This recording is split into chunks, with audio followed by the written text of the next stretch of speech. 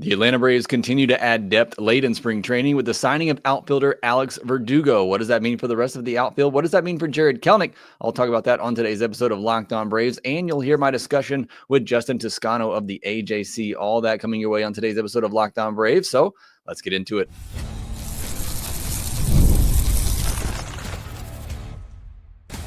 You are Locked On Braves, your daily Atlanta Braves podcast. Part of the Locked On Podcast Network, your team every day. Hey, welcome back to Locked On Braves, part of Locked On Sports Atlanta, where we cover your favorite Atlanta sports teams each and every day. I'm your host, Jake Mastroianni. You can follow me on social media at ShortstopBall. Check out the podcast there at LockedOn_Braves. Make sure you follow us on Instagram at Locked On Braves. Subscribe on YouTube if you're new. Hit that thumbs up button. Leave me a comment down below. Appreciate all the support you give me here at Locked On Braves, making us your first listen of each and every day. And a week from now, we'll be talking about opening day for the Atlanta Braves. So looking forward to that. A lot to get to on today's episode, including the signing of Alex Verdugo. A little bit of a surprise signing here late in spring training. What does that mean for the dynamics of the outfield? We'll get into that. And also, you'll hear my discussion with Justin Toscano of the AJC, getting his thoughts from everything he's seeing down in camp for the Atlanta Braves. So excited about today's episode, getting into all of that. This episode is brought to you by FanDuel. Right now, new customers can get $200 in bonus bets with your first $5 when your first $5 bet wins. Well, the Atlanta Braves and Alex Anthopoulos continue to make some more depth deals late in spring training. Some of these low-risk deals that could have a big impact at some point. Had Craig Kimbrell the other day, and now on Thursday, you get the signing of Alex Verdugo to a major league contract, which is important to note in there, for $1.5 million. Now, they do get him to accept an option to AAA, which he's going to need that time to get ramped up for the season. Would not be surprised if there was some sort of handshake deal in there that once he is ready or at a certain point that the Braves, would need to call him up. But that is the scenario right now for Alex Verdugo. It is a major league deal, but he's accepting an option to AAA as he continues to get ramped up or begins to get ramped up for the major league season. Verdugo, 28 years old, will turn 29 at the end of May. Left-handed hitter with much better numbers against righties in his career. So pretty much a platoon bat. Very strong arm in the outfield, playing a corner outfield spot. Not a lot of speed. So again, would need to be in a corner. Decent walk rates around 8% and a very low strikeout rate at 15%. And we've talked about this in the offseason, especially the Profar signing, but even some of the smaller signings that the Braves made this past offseason. The guys they were targeting were guys who had more emphasis on putting the ball in play. Look, I don't think the Braves are going to completely shift away from, the power-hungry offense that they have created.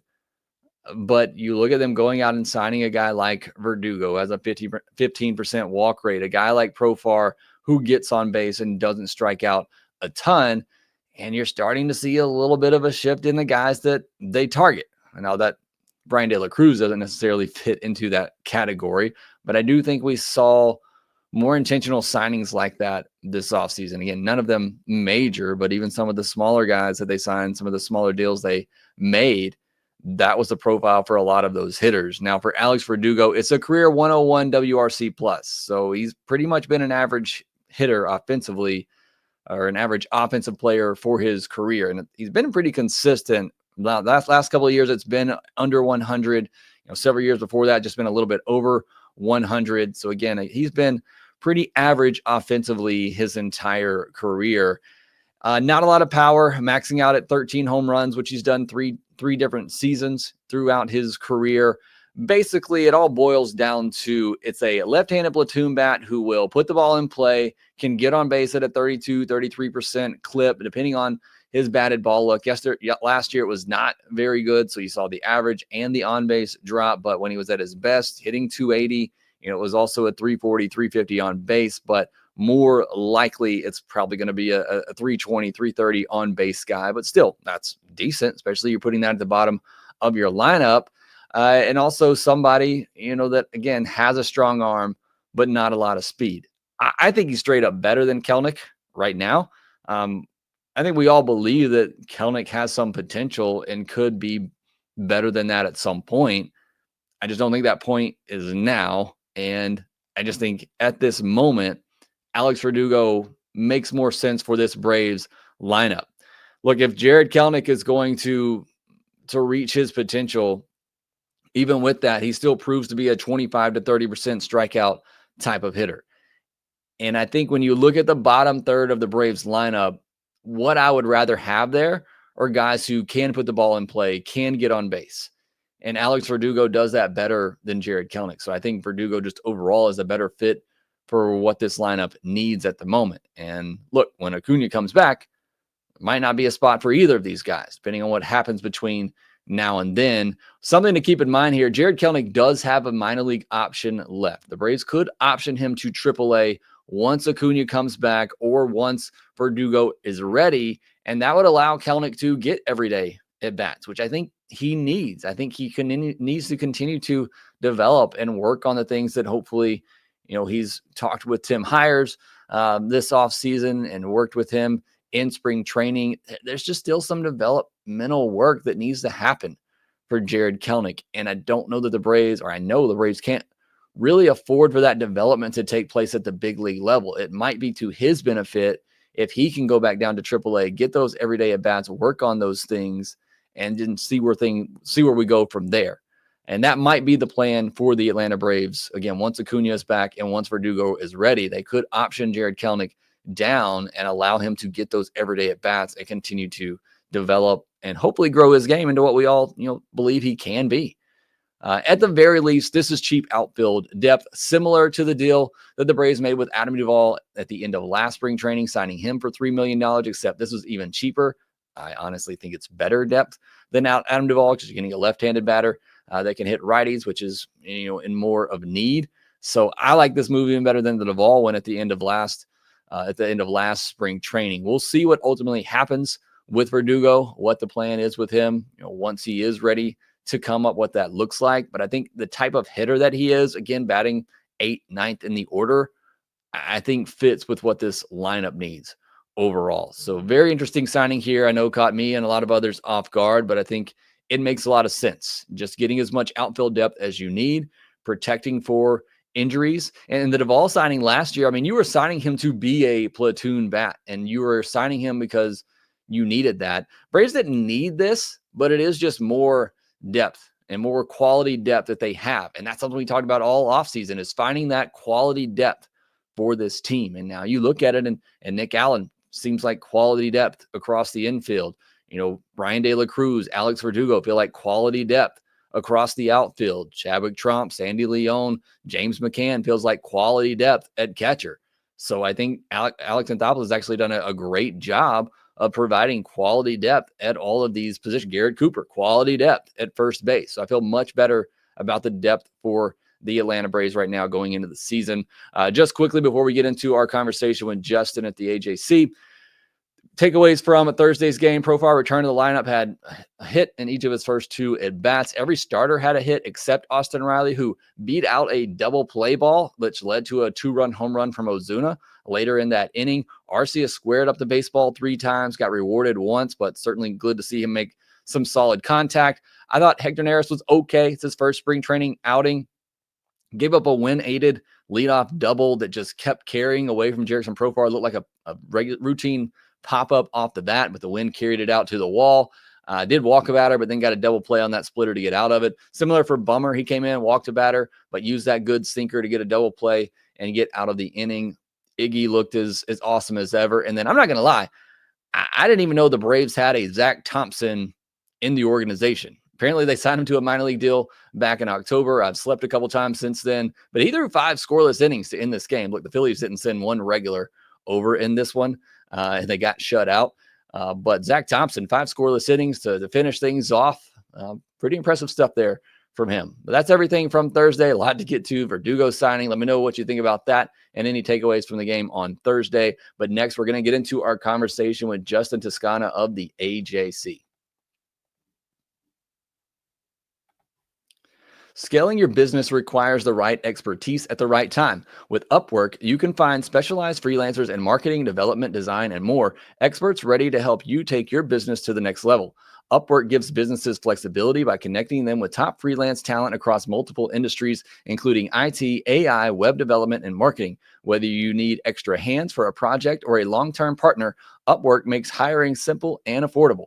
If you need help with a marketing campaign, Upwork can connect you with a freelance expert who delivered incredible results. I was once one of those freelance experts. I used Upwork for a while for part of my freelance work, and it was great. Posting a job is free and simple, and within a day, you'll have multiple qualified candidates to choose from. Instead of hiring full-time, Upwork helps find affordable, top-tier freelancers to scale businesses efficiently. Visit Upwork.com right now and post your job for free. That's UPWORK.com, Upwork.com to connect with top talent and grow your business today.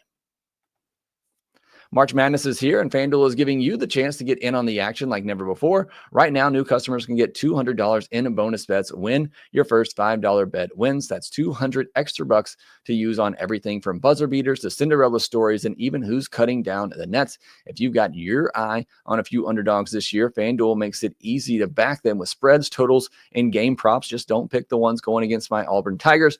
With tournament games happening almost every day, there's always something exciting to bet on. The FanDuel app is simple to use, and when you win, you get paid instantly. No waiting around. Also, make sure you visit FanDuel.com/play-safe for tools and resources to help you stay in control of the way you play. Visit FanDuel.com and get in on the college hoops action all tournament long. Thanks as always, making Locked On Braves your first listen of the day. Now we're going to jump into our conversation with Justin Toscano of the AJC. All right. Well, Justin, thank you so much for joining the podcast today. Been looking forward to this as we kind of set it up a couple of weeks ago. Really want to get your thoughts on everything happening down in spring training. And just first off, I mean, what are some of your thoughts, takeaways as we are a week away from opening day? Just kind of your overall thoughts and vibe from how spring training has gone. Yeah. No, thanks for having me, man. And I think the first thing I noticed down here was it felt a lot lower key than last year.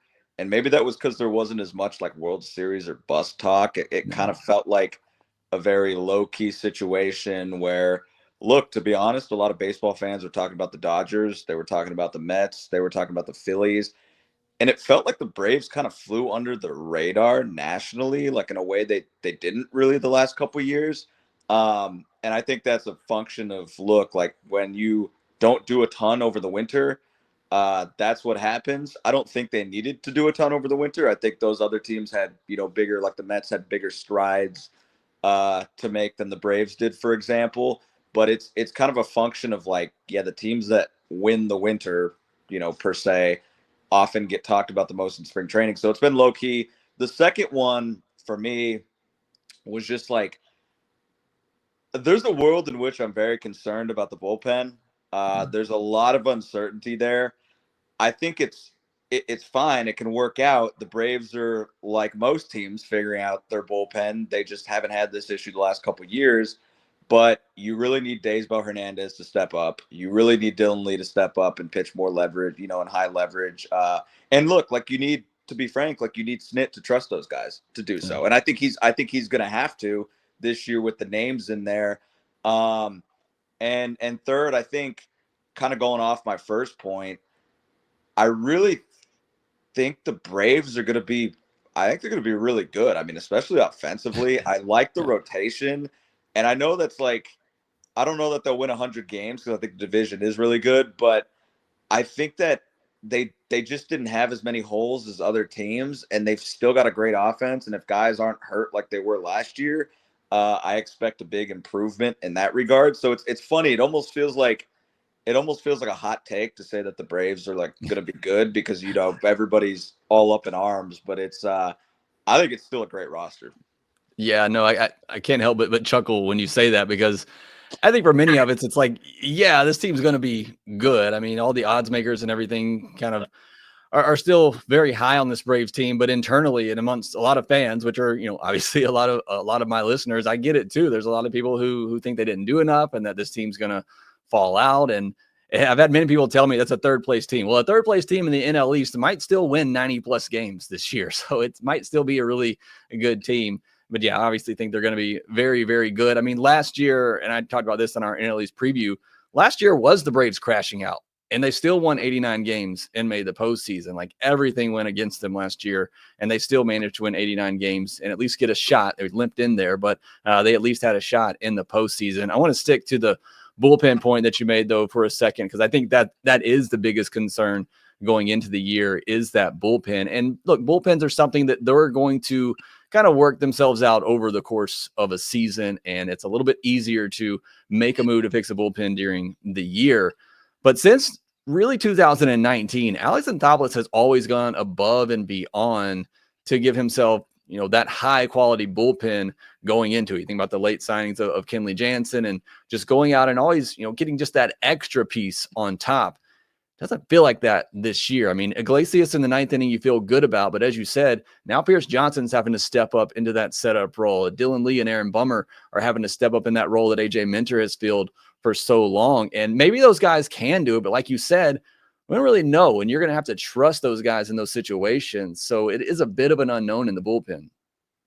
Yeah, I think that's the biggest thing is the Braves weren't really, at least the last couple of years, last year especially, when they had, I think it was like 7 of 8 spots were locked up to guys they'd committed money to before they even went to camp. So they're like most teams now, where they're kind of having to figure out some of those roles.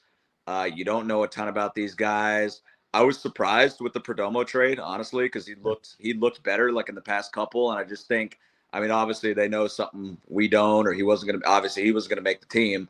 So they know something we don't, but I was just thinking 6'8" from the left side. Like if he throws 94, you would think it would play up a little bit, to guys. I was surprised about that. I think the Kimbrel signing is good. If you get first half Craig Kimbrel of last year, I don't know that's going to happen, but I think watching him, at least I've never covered him, but watching him from afar, when he was with Philly and then Baltimore last couple of years,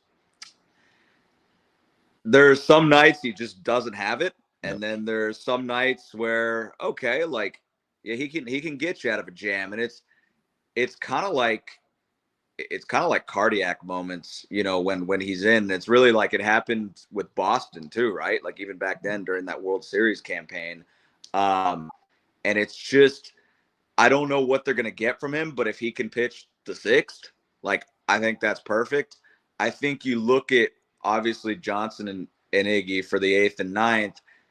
I just think that where you're missing stuff, Jake, is where we're missing, the Braves are missing stuff, is Minter reliably filled the role he did pretty consistently for years. Joe Jimenez reliably filled a role last year. Now you're whereas those guys, they would pitch those roles, and if they were down, somebody else would do it. I think you're going to have a lot more flux. Snit's really going to have to fit the puzzle pieces together and take some time to see how things shape up. And there have been times, I thought, the last couple years where he hasn't really changed his kind of view on guys throughout the year and really moved him into different roles in that bullpen. He's kind of stuck firm with that, maybe because he had so many guys, he knew really. But I think this is going to be one of the years he's really going to have to adapt in the way, he thinks about a guy if somebody's pitching really well or if they're not pitching so well, because you're not going to be able to afford to stick with the same situation. And I do think there's going to be a ton of churn. I wouldn't be surprised if there's a trade or a signing, to add to that group, especially because, I mean, Alex always says it, and you kind of alluded to this. It is so expensive, costly, and it hurts prospect wise to fix your bullpen at the deadline or to add to your bullpen at the deadline. And I just think you don't, under any circumstance, want to be in that spot where you're having to meaningfully add to your bullpen at the end of July. And I think there's some talent there, but I am concerned. I need to see Daysbel Hernandez more, and I need to see guys get more looks at him. I need to see, honestly, I need to see Dylan Lee and leverage more. I think Dylan Lee can take that step. I'm high on Dylan, but you need to see that more with Snit and trusting him with that. Aaron Bummer can't really have a year where he's getting ground balls poked to the wrong spots, and he's got to be good. He's got to be a little luckier as well. I just think it's uncertainty. A lot of teams go through it with the bullpen, especially, and guys can pan out, and then the next year they don't pan out, so you never know. But it's the one area of a team that you really feel like a bad bullpen's almost like the worst thing in sports, because it feels like it always just haunts you every single night. And I don't think it'll be that bad, but I do think there might be a little bit of a drop off because of you get used to the consistency of the guys they had the last few years. Yeah, and it's Braves fans probably hear you talk about, Brian Snitker and bullpen management. And I think every manager and every fan base probably has this relationship where you just remember the bad moves. But most fans feel like Brian Snitker doesn't always have the best bullpen management. And he is somebody that is, you get the seventh, you get the eighth, you get the ninth. And it's generally that type of ordeal. But I think you're right. You're going to have to play matchups. And I think you saw that even in the spring training game a little bit on Thursday today. You bring in Aaron Bummer in a situation where he comes in the middle of the inning to face a lefty with a runner on base. He doesn't walk about it, but he ultimately gets that ground ball that you're looking for to get out of the inning. And I think it's going to be that type of management for him this year that's going to be a little bit different. But yeah, it's like, we both said it at this point now. It's just uncertainty with those guys that haven't been in those big roles before. Yeah, they've had a lot of success. Dylan Lee's been very successful at the big league level. Pierce Johnson's been very good for the Braves the last couple of years, but now they're being pushed up a notch, and you're going to be asking for more out of them, and you just don't know. It could be great. It could be really good, but we just don't know. The NCAA tournament is here, and so is the Bracket Breakdown. Locked On Podcast Network and Amazon Fire TV channels are teaming up to deliver NCAA tournament coverage like never before. Watch studio shows featuring former players and Locked On's local experts as they guide you through every upset, buzzer beater, and bracket matchup. Stream it all for free on Amazon Fire TV channel. Search Bracket Breakdown to see it all for free. It's your team every day. I want to switch gears here and talk about what I think is the biggest storyline going into this season, and that is Ronald Acuña Jr. and Spencer Strider coming back. And obviously, we haven't got to see Ronald Acuña Jr. in game. I'm sure you probably got to see a little bit more of him being there. But Strider, we did at least get to see in a spring training game. Hopefully, we're going to get to see him in one more. And Justin, it could not have gone any better. The hype level for Spencer Strider is through the roof right now. I did a fantasy baseball podcast that I was on the other day, and they were asking me about Spencer Strider, said that his draft position has shot up after that start. Everybody's excited about Spencer Strider. What did you take away from that outing, and where do you think kind of the next steps are for him? I thought it was unbelievably crisp and in control, because when a guy comes back from elbow surgery, and granted he'd done it once with Tommy John, this was internal brace, a little different, but same deal. He'd done it once, but when a guy comes back, sometimes you see a little bit of the nerves plus adrenaline, and hey, maybe a few pitches get away. There was one breaking ball he threw, in the dirt just to set something up, but he wasn't wild, and he wasn't out of himself. It looked, that's about the best he's ever looked in terms of looked like he'd been pitching for the last 3 years. He looked like he didn't take a year off. And I think that's what I took from it, was how in control he was. And he wasn't even firing 100. He was, 97, 98, 95, 96, 97. And it was so effortless. Mechanically, I know he worked a lot on his lower half timing, and you could really tell command wise that made a huge difference, and it was so effortless. And look, I know it wasn't Boston's A lineup, but they had a couple of really good prospects there that people are going to hear a lot about for years to come that looked like they had no chance against him, that looked like they got baptized in court the other day. I think too with Spencer, it's for him trying to get in the groove of he's very into the mental side of the game, and trying to get, for him, he wants to know where is his focus at, how is he going to handle the routine, what adjustments was he going to make. And I think he was very happy and pleased with how normal this felt, how good it felt after a year, and how normal it felt after a year away. And I think that was the biggest thing, is it felt like an event for the rest of us, and it was a little reward for him after all the work he'd put in.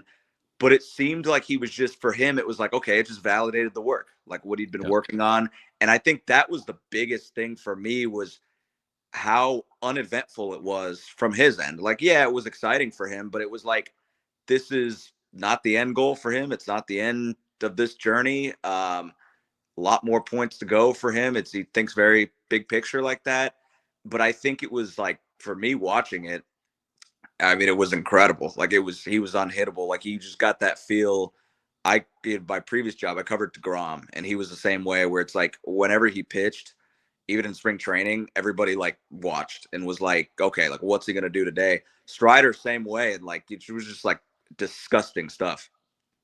Yeah, I think what you said in there, effortless, that was one of the comments I got from one of the listeners on the podcast I did after that. And I think that's spot on. I mean, we've seen him be great before, and it's hard not to overreact to one spring training outing, but it just did look so crisp, to use another word that you used. It was really fun to watch. I mean, the guy got a standing ovation in spring training coming off the mound. It was that type of performance. Now, as for Ronald, haven't got to see him in any game action. And look, when we see him take batting practice, he's hitting nukes. We see him, running in the behind the Braves film that they have and all of that. And things look great. But obviously, it still is the big unknown. And there's that question mark, in the 2022 season, coming back from the first time he tore his ACL and the other knee, obviously wasn't up to standards for Acuña. It seems like the Braves are being extra cautious with him this year to try to make sure that that's not the case, that when he does come back, he's not having to have all these maintenance days and he's more back to the Acuña that we know. Is that kind of how you view it? Yeah, and that's what Alex Anthopoulos said really from the beginning of camp, was that no, like he's going to be like the full-time everyday right fielder when he comes back. Like they don't want to have to manage him with DH days. And really that wouldn't help them because they've got Ozuna, who's Right. like DH, and he, who has had 2 good seasons going back to May of 23. And yeah, so that's how I see it. And especially if you look at the timing, which is what really struck me throughout this process. So the first one, he was like, middle of July years ago, and then he comes back like late April. This one's going to happen in late May, and he comes back early May, whatever it ends up being, middle May. So almost a full year. So you can tell that like they took it a lot slower. I think Ronald was a lot less pushy's the wrong word, but the guy loves baseball. And I think he understood this time around that he had to hold his horses a little bit and just like, be a little more cautious. I think we're going to see, it's funny, like he told the ESPN that, it's like he's not going to steal as many bases and he's got to be smarter. I will believe that when I see it because he is Ronald Acuña Jr. and he loves playing the game. And when he gets out there, like he's just an animal. He's a freak athlete. He's, amazing to watch. But I think, it's like the great unknown. I think he'll be better than he was in 22 just because I don't think he's really going to have to manage the same sort of knee pain. Like I think he was managing a lot down the stretch that maybe, people didn't think was as serious as it was. Not in terms of serious injury, but when you have that soreness, like I remember him saying it was hard for him to like drive, through and with his swing with that knee. And like, I don't think he's going to have as much of that this time around. I think they've taken this process slower. He knows like he's had one before, so he knew what this process was going to be like. And he's taken lives and, looked good. Like the BP, like you mentioned, is insane. Like I wouldn't want to park my car in the players' lot. He's taking BP.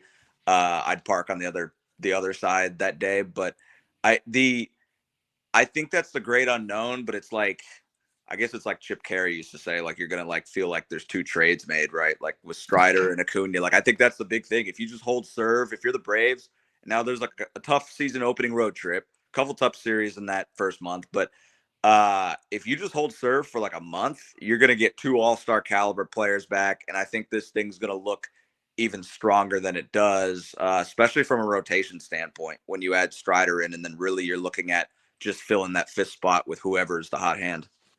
Yeah, I mean, you look at a top 3 of Strider and Sale and Schwellenbach, and then obviously Lopez and Grant Holmes or whoever's going to be in that spot, and suddenly the rotation looks like one of the best in baseball, which I think it can be. But that's why I think Strider and Acuña are definitely the biggest storylines for me going into the season because they can change things so much. I mean, you're talking about not just getting 2 all-stars back, 2 of the best players in baseball back. I mean, they were the MVP favorite and Cy Young favorite going into last year. I mean, they were at the top of their game, and it's just how quickly can they get back there if they can. And that's, as you said, part of the great unknown going into it. Other thing I wanted to ask you is just anybody in spring training that really just stood out to you, maybe surprised you a little bit so far? Yeah, I think for me it's Nick Allen. Yeah. And I guess that sounds a little obvious now, but I just remember that first week when Snit was talking about him, just like Walt Weiss had been like raving about Nick Allen, and I think now it's become a situation where for the first time Brian Snitker has a guy he feels comfortable playing like at shortstop. If Orlando Arcia is not out there, if his starting shortstop's not out there, I think he could start Nick Allen once or twice a week if he wanted to. That's how comfortable he feels. And I remember him saying the offense, this is the first week that the offense wasn't a complete zero. And you look at Nick Allen's numbers, you're like, like it's, he hasn't done a ton. But hey, I mean, I don't know what you read into with spring training stats and different minor league arms he might have faced, but he's hitting well. Like that's all he could do is kind of with his back against the wall, no options, like make the team, that's all really he could do is play his best. And I think he has. And I think the glove is really real. And I think that's going to be for the Braves a nice thing to have where you can truly feel good about playing another guy at shortstop, but you're starting shortstop. And I think that was the biggest surprise because you really don't know what to expect from those utility guys, especially in the days of like these days of the 26-man roster where it feels like that 26 spot sometimes can just be like, a random guy or that 25th spot even too.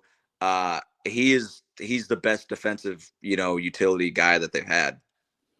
Yeah, and I think that's going to be huge for Snitker and how, I mean, what was Charlie Culberson a couple of years ago, he just sat on the bench for 2 months and never played a game. And now Snitker, especially with the addition of Alex Verdugo too, you're going to have somebody that you could pinch hit for Orlando Arcia in a big spot late in the game and bring in a Nick Allen or do things like that because you have a Nick Allen that can come in and fill in at shortstop and handle the position defensively. So I think that is going to be big for Brian Snitker and the team. Like you said, even give Nick Allen some starts every now and then. So he's certainly surprised me. That's the name that I was going to call out as well. I think he's been impressive in spring training with the glove and being able to handle the bat. I mean, I know there's a lot of people that are trying to push for him to replace RC. I don't think that's going to happen. You look at the track record for Allen at the big league level, it's even worse than what Arcia did last year at the plate. But I do think it's going to give Snitker some more options to be flexible and use that bench in different spots. Well, Justin, if you had anything else from spring training you want to add, we're a week away from opening day. Man, no, you probably covered the Verdugo stuff ad nauseum, huh? That one caught us off guard a little bit, but do you think it has any significance on Kelenic? That was my first thought, honestly, like honest to God. Like I know, from people I've talked to that the Braves think they can coexist kind of on the same roster because they're different players. But look, I mean, you look at the writing on the wall, right? Like that's not me saying Kelenic's going to be traded. That's me saying, okay, like two left-handed hitting outfielders in that spot. You know what the roster crunch is going to be like when Acuña comes back. I wouldn't be surprised if there were a trade. Like that's just my gut feeling. But I really do think that, the basis for it was the Braves didn't want to be like picking up, on the scrap heap, mid-season. I know like the past every year of his career or his tenure here, Alex has had to get guys in the middle of the season, multiple outfielders. And I think at 1.5 million, when the guy made almost 9 million last year, like I think that's really good value for a guy who's shown that he's a productive big league player. I know he didn't have a great season last year. But it surprised me. And my first thought definitely was like, wow, like what's happening to Kelenic but hey, they optioned Verdugo to AAA. Kelenic, theoretically, he's got options. If they need to do that, De La Cruz has options. I think there's a lot of places you could go with that. And I think it was a way for them to upgrade with major league quality depth, which you can't really, it's been tough for them because all their other guys play every day. And, then when you get into the middle of the season, you're looking. Last year, they got incredibly fortunate that Ramon Laureano, Whit Merrifield, and Gio Urshela were one available and two played well. So I think this was a way to have some insurance against needing to have all that go well again if you need some depth. Yeah, I liken it to the Duvall signing at the end of last spring training. It's like it's a veteran who's a big league player, and you're getting him so cheap that if it doesn't work out, it's no big deal. But at the very least, you're getting yourself some more depth in the outfield. So I don't mind the signing at all. Don't know what it necessarily is going to mean for Kelenic, but I'll let them figure all that out. At the very least, the Braves have improved their depth for this team, and that's exactly what you want going into the season.